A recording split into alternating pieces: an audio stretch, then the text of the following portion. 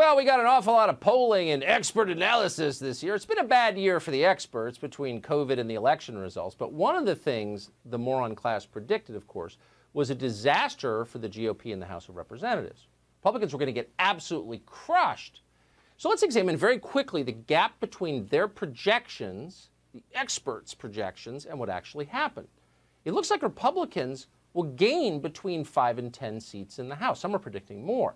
They also flipped control of 2 state legislatures. Now, if you're a Democrat, that's got to lead to some tough questions. Maybe identity politics and corporate economics isn't a great combination because most people hate that. They hate that. They want the opposite. They want stability, moderate social conservatism. They believe in families because they have them.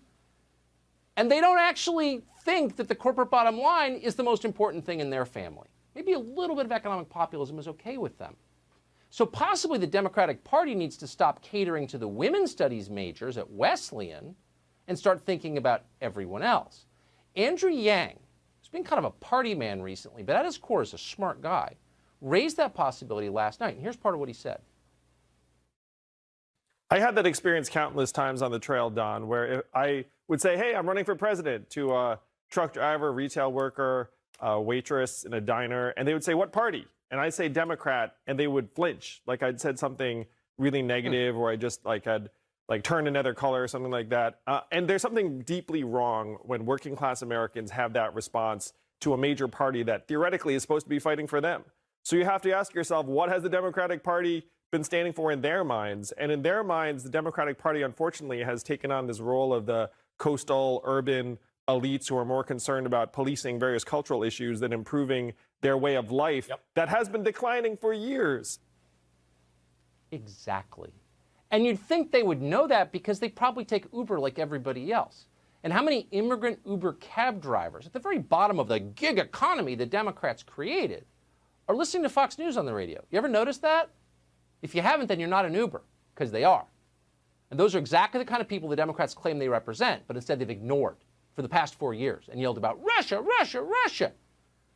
Now, privately, some Democrats know they need to figure this out right away. On a call with other Democrats yesterday, Abigail Spanberger, she's an elected member of Congress from Virginia, made that clear. I think that we need to be pretty clear about the fact that Tuesday, from a congressional standpoint, it was a failure. It was not a success. We lost members who shouldn't have lost. We need to not ever use the word socialist or socialism ever again. Because while people think it doesn't matter, it does matter. And we lost good members because of that. And if we are classifying Tuesday as a success from a congressional standpoint, we will get torn apart in 2022. Ooh, Abigail Spanberger points out the truth. Of course, most of the Democrats who lost were more moderate Democrats, meaning that Sandy Cortez, who's not only stupid but radical, will have more control of the party. And that's a huge problem for Democrats. Spanberger went on to point out that most voters, meaning people who don't live in gated communities or have security guards like Nancy Pelosi, don't want to, quote, defund the police. Another Democrat on the call agreed with Spanberger. Will the party acknowledge this?